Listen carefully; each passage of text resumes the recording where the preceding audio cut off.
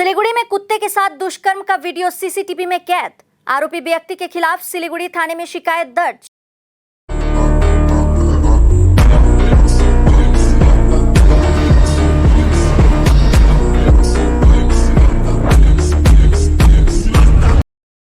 सिलीगुड़ी से इंसानियत को शर्मसार कर देने वाली घटना सामने आई है। शहर सिर्फ महिलाओं और लड़कियों के लिए ही नहीं बल्कि बेजुबान जानवर के लिए भी सुरक्षित नहीं है, क्योंकि शहर में अब जानवरों को भी नहीं बख्शा जा रहा है।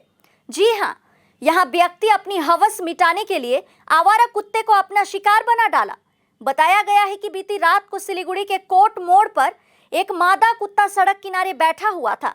आरोप है कि व्यक्ति ने अपने हवसीपन के लिए सारी मान्यता की हद पार करते हुए उसके साथ जबरन दुष्कर्म किया। हालांकि यह पूरी वारदात वहां पर लगे सीसीटीवी कैमरे में कैद हो गई है।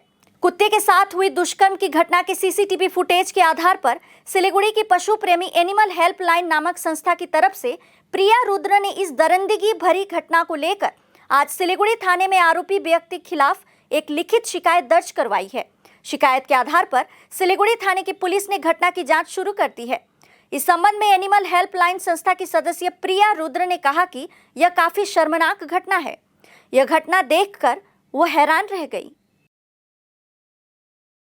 গতকালকে আমরা জানতে পারি একটা ঘটনা যে একটা কুকুরকে যৌন নির্যাতন করা হয়েছে এবং সেই ঘটনাটা জানতে পারার পর আমরা একটু ইন্টারনাল তদন্ত করি এবং ইনকোয়ারি করি। সেটাতে আমাদের হাতে কিছু সিসিটিভি ফুটেজ আছে, সেগুলো খুব ডিস্টার্বিং কিছু সিসিটিভি ফুটেজ আমাদের কাছে আসে, যেগুলোতে মানে পরিষ্কার দেখা যাচ্ছে যে মানে কুকুরটাকে করা হচ্ছে, মানে যৌন নির্যাতন করা হচ্ছে এবং লোকটা কুকুরটার দিকে তাকিয়ে মাস্টারবেট করছে, এরকমও সিসিটিভি ফুটেজ আমাদের হাতে আসে। এগুলো ভীষণ মানে ডিস্টার্বিং বললামই আগে। তো সেইগুলো দেখে মানে আজকে আমরা সিদ্ধান্ত নিই যে আজকে আমরা এফআইআর করবো। তো আজকে এফআইআর করা হয়েছে শিলিগুড়ি থানায়। আপাতত তো লোকটাকে আইডেন্টিফাই করে অ্যারেস্ট করা হোক, এবং লোকটাকে আইডেন্টিফাই করে অ্যারেস্ট করা হলে আমরা যতগুলো কেস এখনো পর্যন্ত করেছি আমরা সবগুলো শুধু কেস করে ছেড়ে দিই না, আমরা সেটাকে কোর্টেও আমরা সেটাকে প্রসেস করি। সুতরাং এইটাও অ্যারেস্ট হলে আমরা কোর্টে প্রসেস করবো, অবশ্যই করবো। আমরা তো কোনোটাই এফআইআর করে ছেড়ে দিই না। আমাদের সংগঠন থেকে যতগুলো কেস হয় কোনোটাই এফআইআর করে শুধু ছেড়ে দেওয়া হয় না, আমরা কোর্টেও প্রসেস করি। সুতরাং আমাদের প্রচুর কেস এখনও চলছে কোর্টে, আরও একটা যোগ হবে, এটাও চলবে কোর্টে। এবং আমরা যেটা করি আগে কোর্টে প্রসেস করি এবং আমরা চেষ্টা করি যাতে তার মানে একদম কঠিন থেকে কঠিনতম শাস্তি হয়। আমার নাম প্রিয়া মিত্র।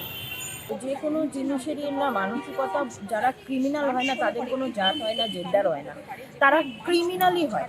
তাদেরকে দিয়ে একটা পুরো জাতকে বা একটা পুরো শহরকে মানে জাজ করাটা আমার মনে হয় যে সেটা ভুল হবে। কিন্তু মানে এই ধরনের বিকৃত মানুষ আমার মনে হয় প্রত্যেকটা জায়গাতেই থাকে। এই ঘটনাটাই যদি আজকে প্রকাশ না হতো তাহলে তো চাপা পড়ে যেত, এবং কোনো কত ঘটনা চাপা পড়ে যাচ্ছে সেটা তো কেউই বলতে পারবে না। তবে হ্যাঁ, এই ধরনের ঘটনার পিছনে কিন্তু কিছু ক্রিমিনাল অ্যাক্টিভিটি, মানে পশুদেরকে নিয়েছে মানুষের একটা ক্যাজুয়াল মনোভাব। আমি আজকে সকালে তো তোমাদেরই চ্যানেলে শিলিগুড়ি টাইমসেই একটা নিউজ দেখলাম যে ভক্তিনগর থানায় কালকে ওই খবরটা আমার কাছেও রাতে এসেছিলো, আমিও ওইটার মধ্যে ইনভলভ ছিলাম মোটামুটি একটা।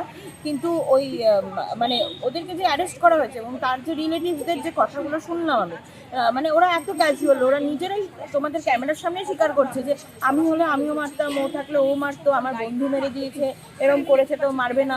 মানে ওরা এত ক্যাজুয়াল ব্যাপারটা নিয়ে, ওদের কাছে এত সস্তার ব্যাপারটা যে করলে তো মারাই যায়, মানে এরকম একটা ব্যাপার। সেই মানসিকতাটা আগে যেরকম মেয়েদেরকে এরকম ছিল যে ছোটো জামা কাপড় পরলে তো টোন কাটবই, মানে রেপ হচ্ছে, ও মেয়েরা উত্তেজিত করছে, ছোটো জামা কাপড় পরছে কেন, রাস্তার কুকুর মারতেই পারি, কিছু করতেই পারি।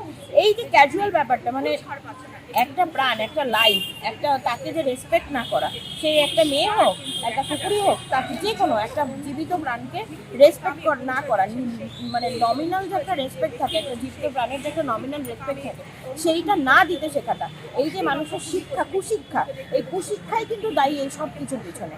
সুতরাং যতদিন না পর্যন্ত এই কুশিক্ষাগুলো মানুষের মন থেকে, কিছু মানুষের মন থেকে না যাচ্ছে, ততদিন পর্যন্ত এগুলো থামা সম্ভব নয়।